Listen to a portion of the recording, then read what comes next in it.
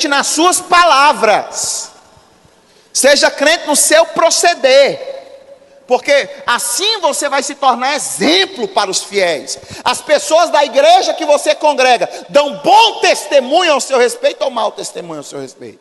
Na primeira quarta-feira desse ano, irmãos, nós falamos um pouquinho sobre o poder transformador de um líder, né? Poder, a influência, a importância da ação de um líder no meio do qual ele foi colocado, né? O líder, ele move pessoas na direção do seu propósito. Sabia disso? A função de um líder é mover pessoas na direção do seu propósito. Não do propósito do líder, mas do propósito que Deus tem na vida da pessoa. Então, qual é o propósito de Deus na vida da irmã Fátima? Eu, como um bom líder, não vou fazer da irmã Fátima uma cópia do pastor Júnior.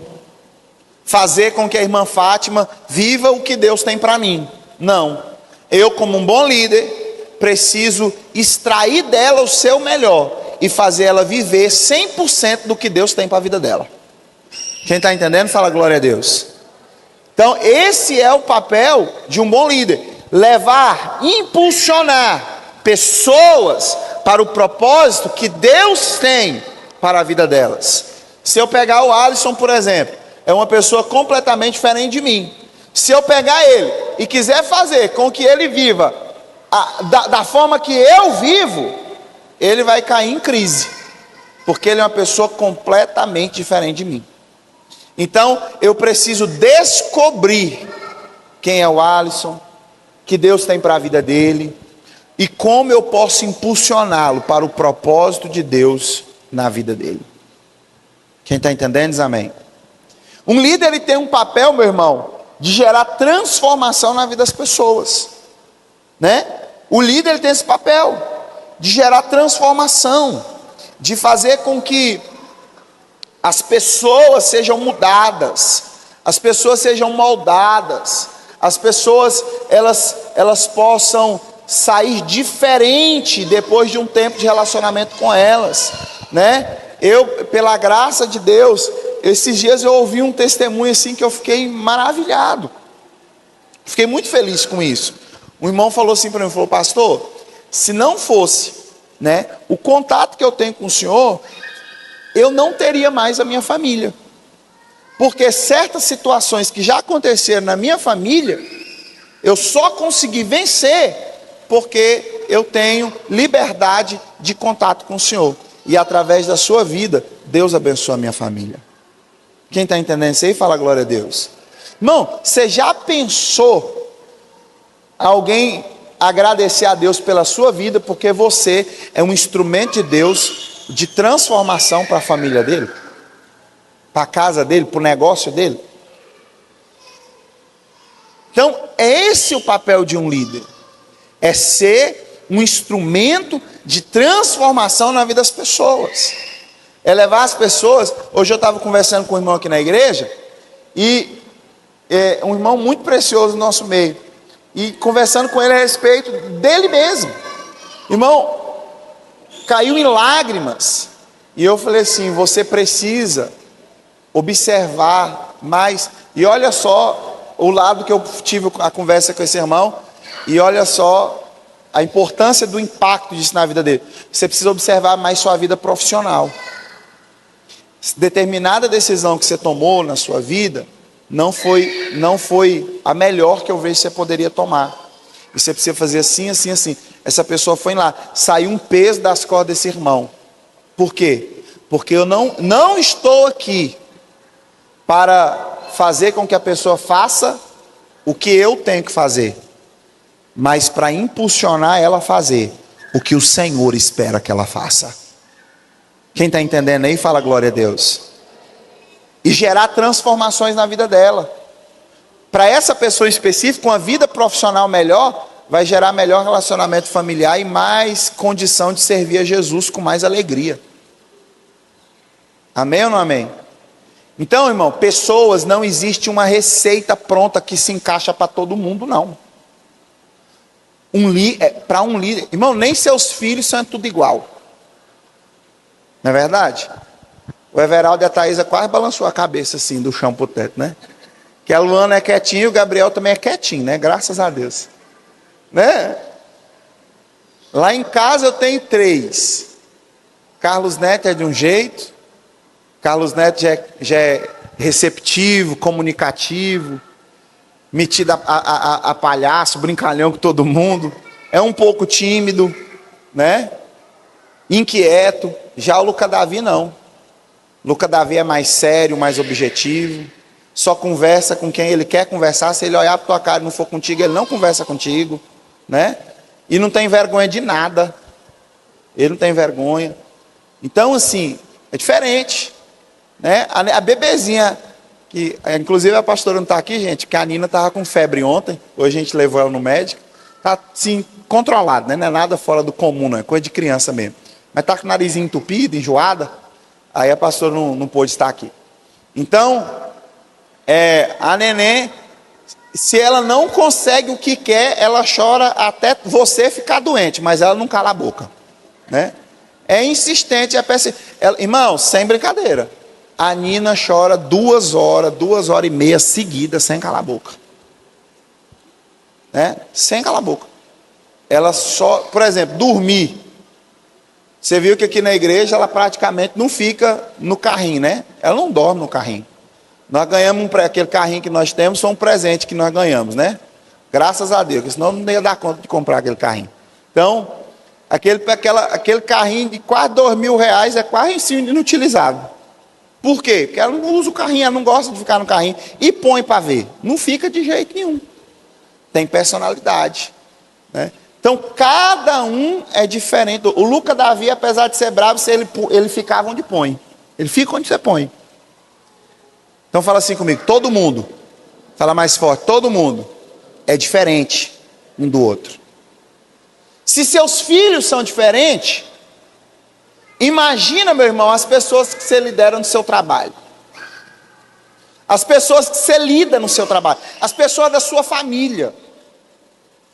As pessoas que você vai lidar na igreja. Todo mundo é diferente um do outro. Todo mundo é diferente. Então, é necessário que você, como um bom líder, você descubra, né?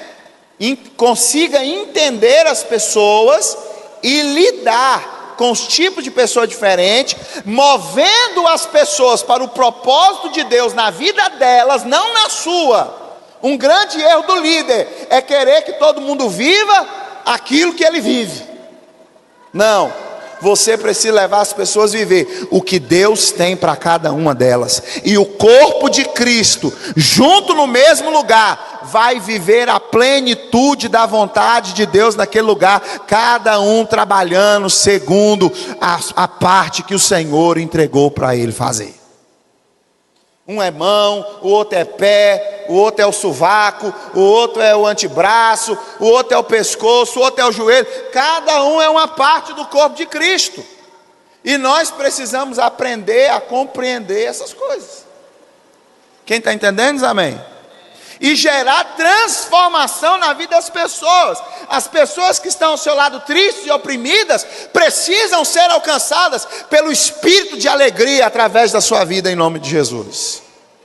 As pessoas que estão ao seu lado cansadas, abatidas, precisam ser alcançadas pelo poder de Deus e pela força de Deus através da sua vida, em nome de Jesus. A gente não pode ter os olhos de acusação, mas vamos ter os olhos de compreensão, misericórdia e servir essas pessoas com o melhor de Deus, em nome de Jesus. Amém? E por último, o líder, meu irmão, ele gera salvação na vida do seu povo. De onde que eu tirei tudo isso? Da vida de Mordecai, que eu preguei aqui na primeira quarta-feira do ano. Mordecai fez isso, empurrou Esté para o propósito. Mordecai gerou transformação no império, e Mordecai gerou salvação para o seu povo. Irmão, você é um líder. Ah, pastor, não sou não. Sabe por quê? Jesus, ele diz lá no livro de Mateus, capítulo 5, versículo 13. Vamos ler aqui desses versículos? Mateus 5, 13 e 14. Você pode ler bem forte esse texto? Cutuca o irmão que está do seu lado aí. Bora ler todo mundo? 1, 2, 3, leia forte.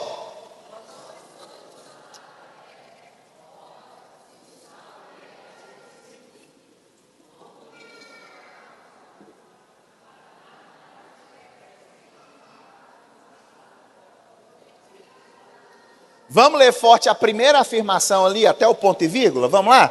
Pode ler forte. Fala assim comigo: vós sois o sal da terra. Amém? Vamos ler o versículo 14 agora. As mulheres, só as mulheres, leia forte, por favor.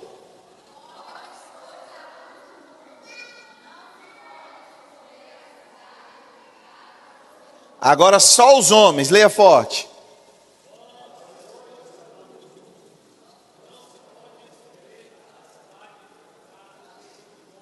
Fala assim comigo: vós sois a luz do mundo. Veja só, Cristo, ele estava falando aqui com quem? Livro de Mateus capítulo 5, versículo 1, diz que Jesus subiu ao monte e aproximou-se dele os seus discípulos e grande multidão. Essas pessoas eram pessoas que criam em Jesus, tinham entregado sua vida a Cristo, eram seguidores de Jesus. Na tradução, na linguagem de hoje, eram os crentes, né? Eram os crentes. Quem hoje aqui crê em Jesus como seu Salvador? Levante-se em sua mão. Levante sua mão. Você crê em Jesus como seu Salvador? Amém? Olha o que a Bíblia diz, o que o seu Jesus diz ao seu respeito. Você é o sal da terra. É a primeira afirmação. A segunda afirmação: você é a luz do mundo.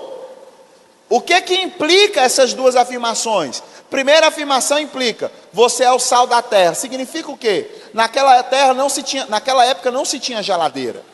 Os irmãos aí que tem mais de 40, 50 anos aí, vai entender muito bem o que eu estou falando. Às vezes viveu lá na roça, já teve uma experiência assim, né?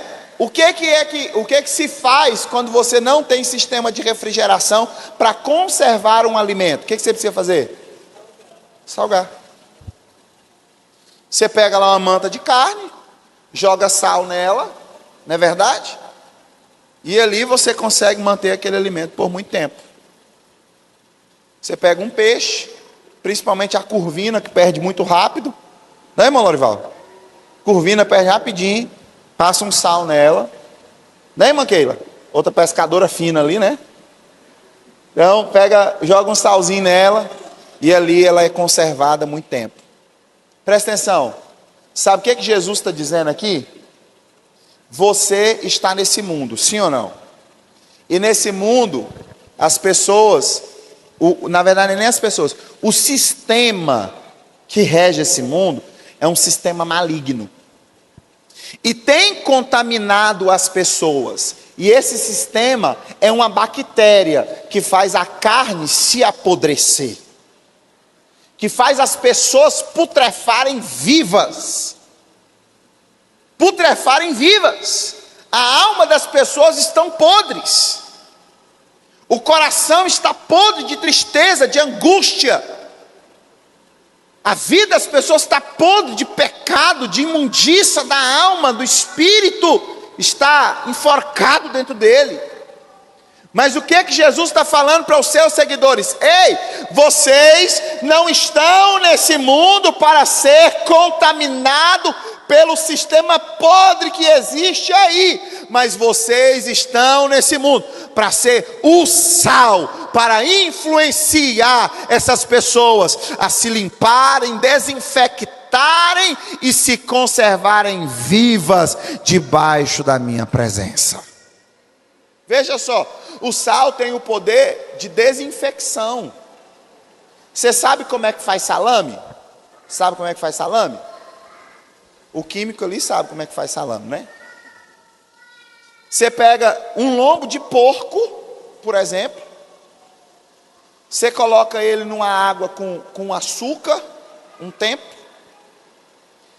Depois você pega ele e enrola ele com bastante, bota uma camada de sal e enrola ele, aquela carne de porco com bastante sal, e deixa ele 28 dias enrolado no sal. Você não precisa cozinhar, você não precisa assar, não precisa pôr no fogo, porque o próprio sal desinfecta aquela carne, limpa aquela carne e deixa ela preparada para consumo. Porque o salame mais gostoso que você come não é cozido, ele é limpo no sal. Sabe o que Jesus está falando? Você não é um cristão para você se contaminar com esse mundo, mas você é um cristão para sair purificando o ambiente de onde você passa, porque nessa terra você é sal. Quem está entendendo diz amém. E aí eu vou conectar o começo da mensagem. Mas se você ficar escutando as ladainhas dos espíritos enganadores, se você ficar escutando os ensinos do diabo, ou se você ficar escutando pregador hipócrita, você vai perder o seu sabor.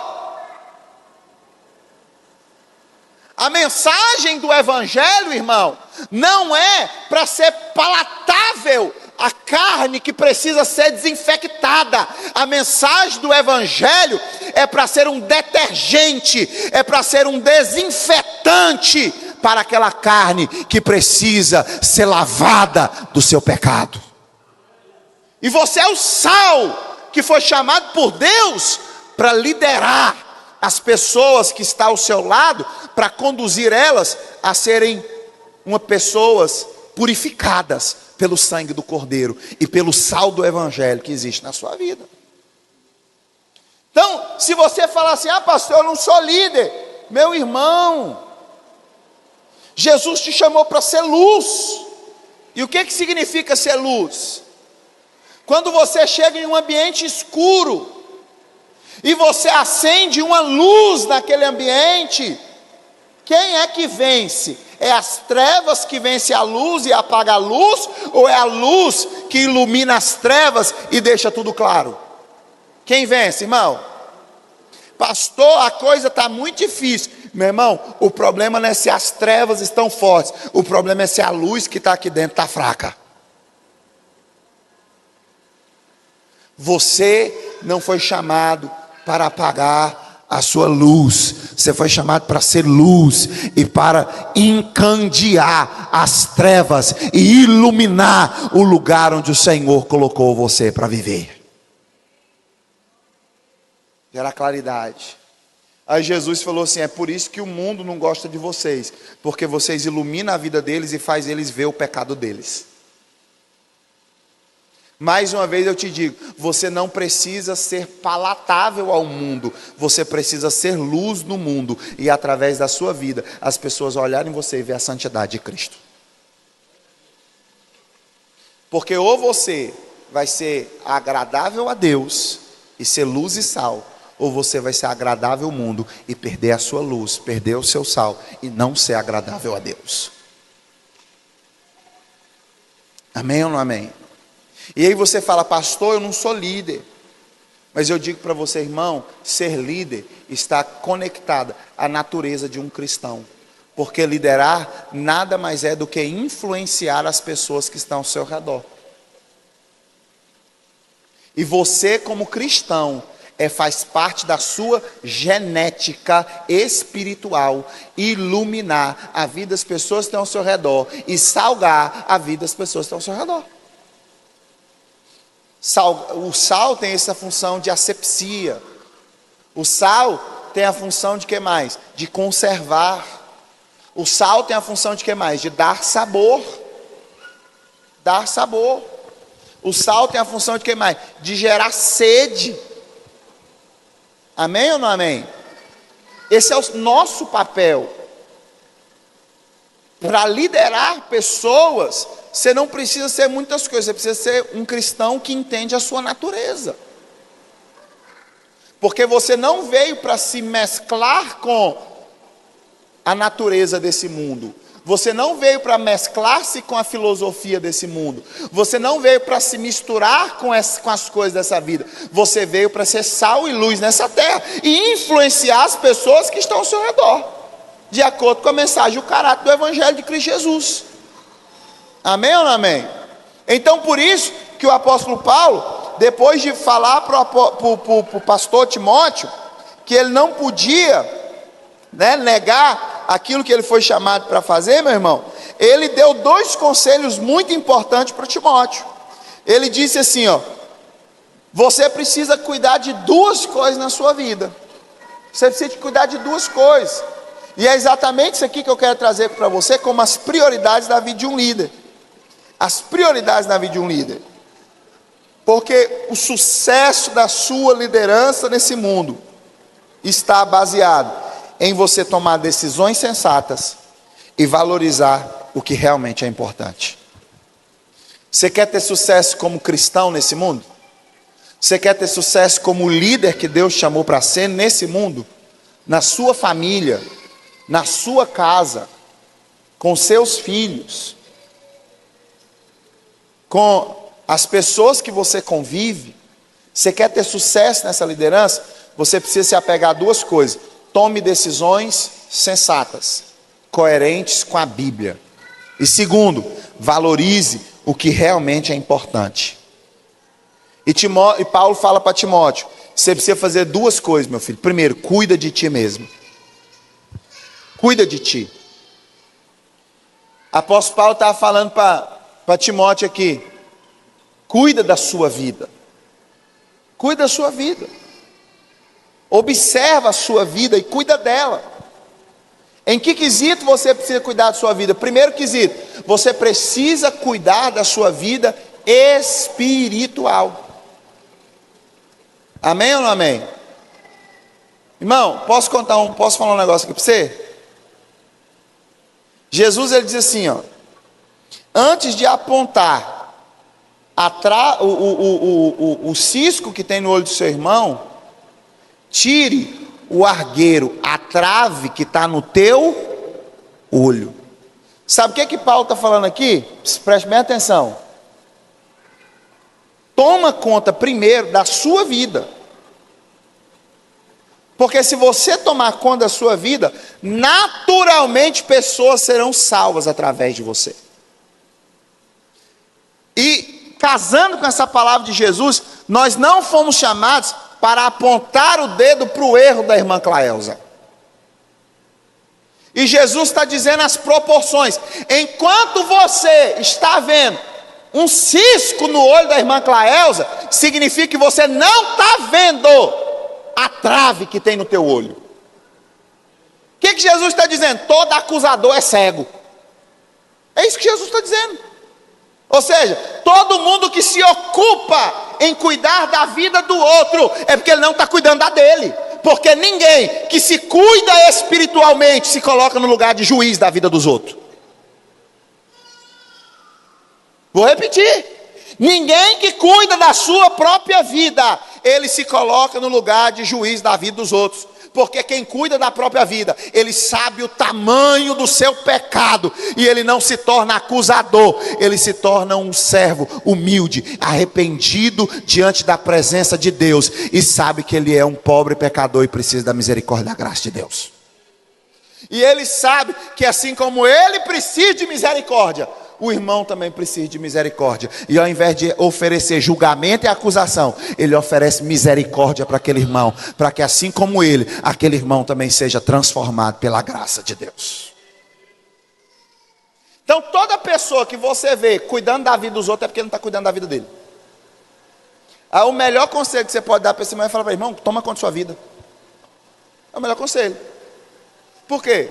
É o conselho de Paulo. Não é, Renato? É o conselho de Paulo. Meu irmão, o irmão lá está errado, mas Jesus disse que se tu está enxergando um cisco no olho do irmão, é porque tem uma vigota no teu olho. Fala assim comigo, todo mundo. Fala forte, todo mundo que enxerga uma ferpa na vida do irmão, é porque tem uma vigota no olho dele. Foi isso que Jesus falou, sim ou não? Por isso que Paulo falou, cuida da tua vida. Paulo, ele era um homem que cuidava da vida dele. É por isso que quando ele ia se comunicar com as pessoas, ele falava assim, ó, eu que sou o pior dos pecadores. Isaías era um homem que cuidava da vida dele. É por isso que quando ele ia falar com Deus, e Deus ia falar com ele, que ele estava precisando de uma pessoa para fazer a obra, Isaías falava assim, ai de mim, Senhor, que sou um homem de lábios impuros. Ei, uma pessoa que cuida da sua vida espiritual, nunca fala, aquele é errado. Uma pessoa que cuida da sua vida espiritual, ele sempre fala, ai de mim. Quem está entendendo, diz amém? Então, meu irmão, você quer ser um líder de sucesso, ser sal na terra, cuida da sua vida. Tenha zelo da sua vida espiritual. Seja uma pessoa que tem compromisso com a sua vida de oração.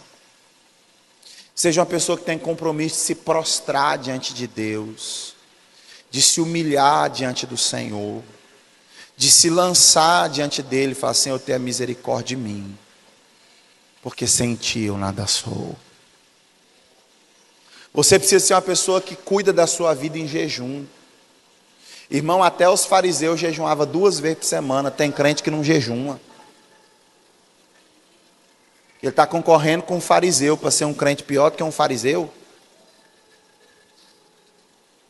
Você precisa cuidar da sua vida espiritual, passar a jejuar, irmão. Aposenta esse pão de queijo de manhã em nome de Jesus. Larga de ser viciado no pão. A sua vida espiritual vale mais do que café. É muito melhor do que farofa de ovo e cuscuz.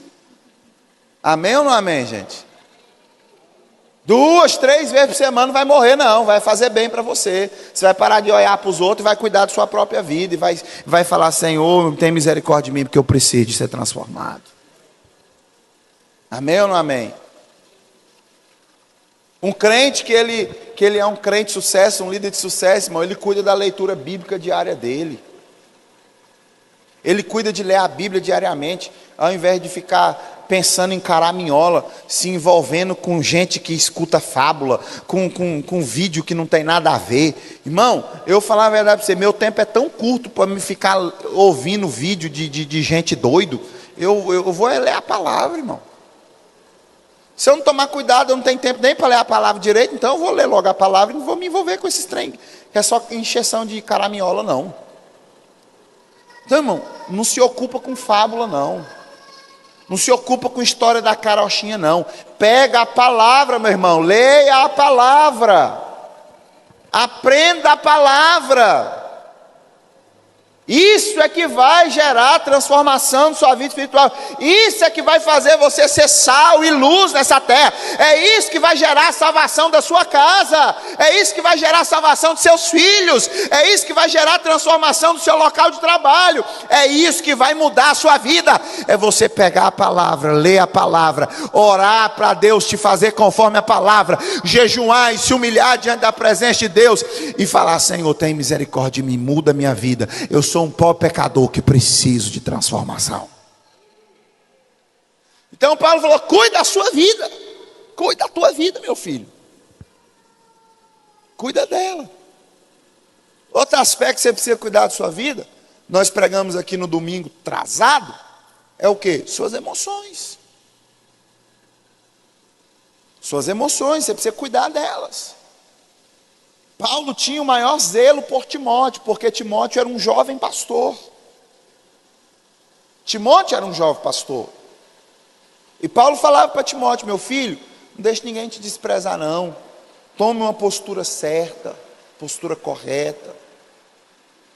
Cuidar das suas emoções. Paulo encorajava Timóteo, meu filho, não negligencie o chamado de Deus. Reaviva o dom de Deus que há em ti. Irmão, sabe por que Paulo fazia isso? Porque em alguns momentos da vida de Timóteo enfrentava aflições que fazia com que as suas emoções se desequilibrassem e ele perdesse o foco do propósito de Deus na vida dele. Ei, as suas emoções não se convertem, mas elas podem ser lideradas pelo Espírito Santo de Deus que está na sua vida. Amém ou não amém? Porque se você for agir na emoção, você vai ser desrespeitoso com as pessoas. Se você for agir na emoção, você vai dar vontade de esmagar, de matar tal pessoa. Se você for agir nas emoções, irmão, você vai dar vontade de falar mal de uma pessoa que na sua cabeça merece, mas Deus não te chamou para falar mal nem de quem merece. Deus te chamou para você orar pelos seus inimigos. Amém ou não amém? Amém? Então, irmão, você precisa cuidar das suas emoções. Como diz a palavra de Deus em Provérbios 4, 23, guarda o teu coração. O que é guardar seu coração? Não entregue o seu coração a quem o Senhor não permitiu você entregar. Não entregue seu coração na mão de desconhecidos. Não entregue seu coração a pessoas que não têm maturidade. Não entregue seu coração. Não entregue seu coração. Tem muitas mães que são decepcionadas com seus filhos e que criaram filhos que não prestam quase para nada. Sabe por quê? Porque entregou seu coração para os filhos. Ela viveu para agradar o filho. Aí o filho com 5 anos de idade ditava a vida da mãe, porque a mãe queria ser aceita pelo filho, amada pelo filho. Irmão, o amor é um sentimento muito nobre para uma criança de 5 anos entender e vivê-lo. Criança não sabe o que é isso. Ela sabe sentir e receber, mas doar ela não sabe. Criança, quando ela sente raiva, ela diz que não gosta mais de você. Sim ou não? E se você for viver para ser aceito pelo seu filho, irmão, você vai se arrebentar, vai criar um menino imprestável no futuro. Então guarda o seu coração. Guarda o seu coração. Coloque o seu coração no Senhor.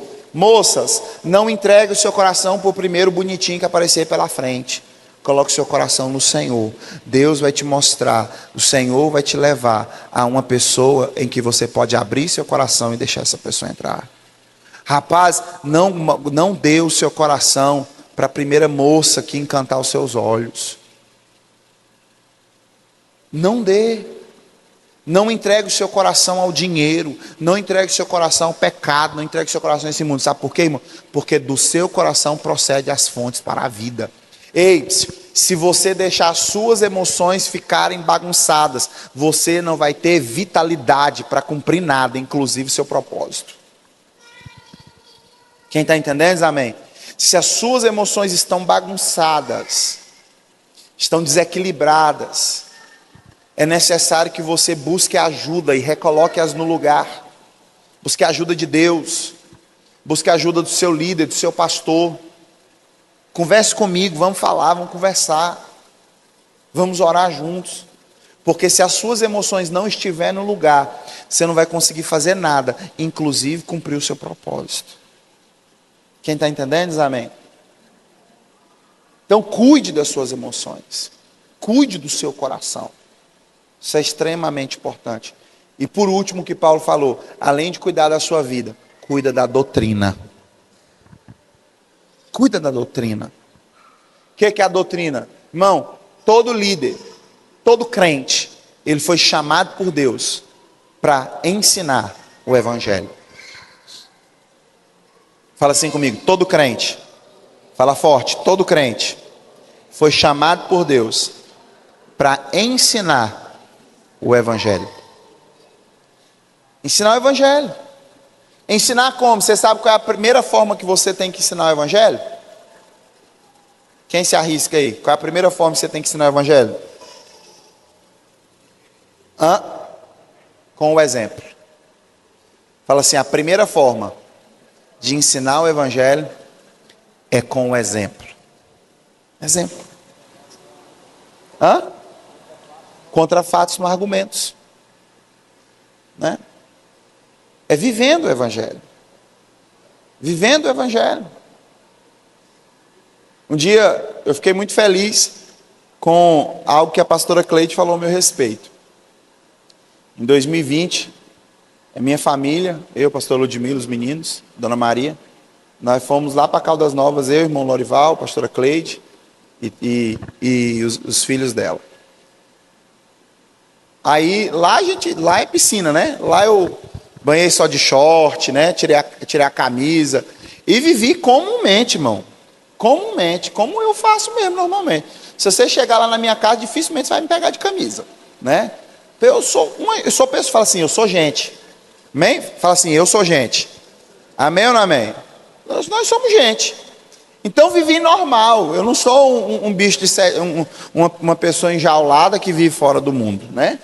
Não vou usar uma coisa indecente, né? Aí vivemos lá, brincamos e brinquei em tudo quanto é lugar. Irmão Lorival é pior do que menino para brincar em parque, viu, gente? Né? E aí nós brincamos, descemos nos brinquedos todo dia. Os meninos tudo com medo de brincar mais nós e eu e o irmão Lorival moendo, né? Fazer valer aqueles preços daqueles trem, né, irmão? Então, nós brincando lá e tal, e conversando, e pegando menino pela orelha, e dando uma mãozada na orelha de menino. E aí quando chegamos aqui um tempo depois, a Ludmila veio falar para mim, falou, amor, a pastora Cleide falou um negócio ao seu respeito. Eu falei, uai, o que ela falou de mim? Aí eu falei, uai, Jesus, misericórdia, né?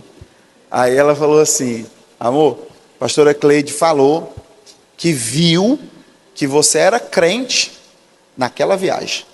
Eu falei, mas uai, o que foi que eu fiz de diferente, né? Nem chamar o povo para orar lá, eu não chamei. Aí ela falou, pois é, eu não sei o porquê, mas viu o seu procedimento lá e falou que tu era crente, né? Por quê? Fala assim comigo, exemplo. Irmão, a melhor forma de você descobrir se uma pessoa carrega Jesus é pelo exemplo. É por isso que Paulo falou para Timóteo, seja exemplo dos fiéis. Exemplo dos fiéis como? No teu proceder, na tua caminhada. Como que você faz negócio com as pessoas? Você é honesto ou desonesto nos seus negócios? Você é espertalhão brasileiro? Gosta de tirar uma vantagem dos outros? Ou você é uma pessoa honesta que cobra o que é justo do seu trabalho? E o combinado não sai caro, você segue a sua palavra até o fim. Você não tem que cobrar menos, não. Você tem que cobrar o certo, o justo. Cobra o maior valor que você pode cobrar pelo seu salário. Mas não tire proveito das pessoas. Seja honesto no seu proceder. Honesto na sua palavra, irmão. O que você fala edifica ou destrói a vida das pessoas. A Bíblia diz que a boca do ímpio sai veneno, mas as palavras do justo é igual remédio para a alma. As suas palavras saem o quê? Veneno ou remédio?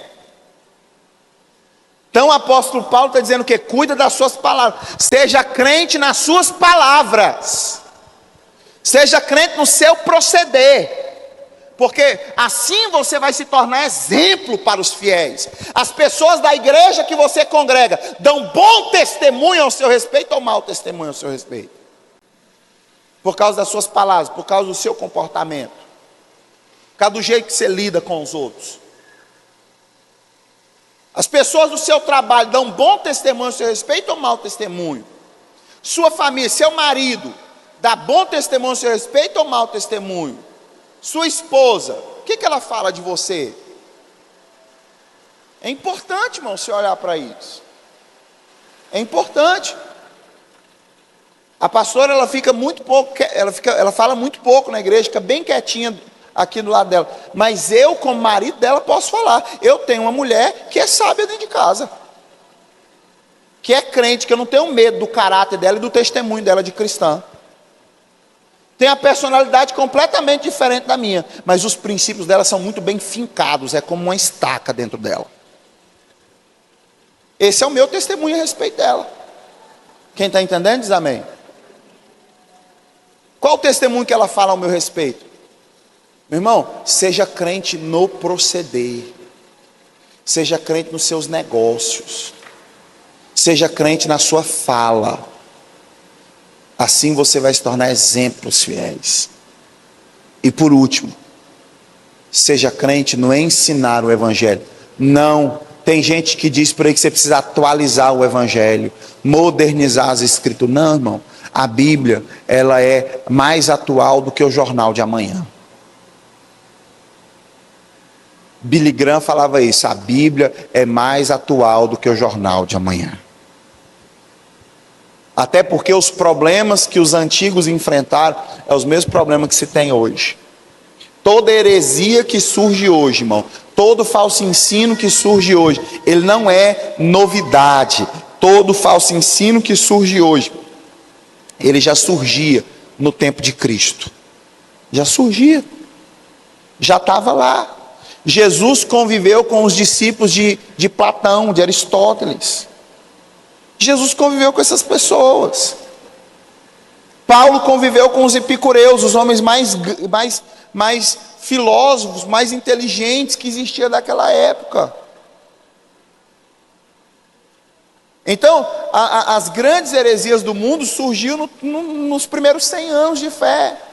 Então a Bíblia não precisa de atualização nenhuma. A Bíblia precisa ser pregada como ela é. A verdade está escrita lá. A gente tem que ler a verdade, entender a verdade, pregar a verdade, viver a verdade, porque é a verdade que gera libertação na vida das pessoas. Amém? Então qual é a grande prioridade da vida de um líder? Cuide da sua vida. Cuide da tua vida. Cuide da tua vida espiritual. Cuide das tuas emoções. E por último, cuida em viver a verdade. E ensinar a verdade de Deus. Quando você, irmão, só quer ensinar a verdade, mas não quer viver, você é um hipócrita mentiroso. E ninguém vai ficar com você. Você pode até falar bem, mas ninguém vai te seguir. Quando você vive a verdade, mas não ensina a verdade, você não vai conseguir atrair as pessoas para Cristo. Porque as pessoas, elas escutam o que você fala. Então é necessário viver e falar a verdade. Porque quando a verdade ela é dita, as pessoas ouvem e o Espírito Santo corta o coração das pessoas e faz com que elas se convertem a Cristo como Salvador. Amém?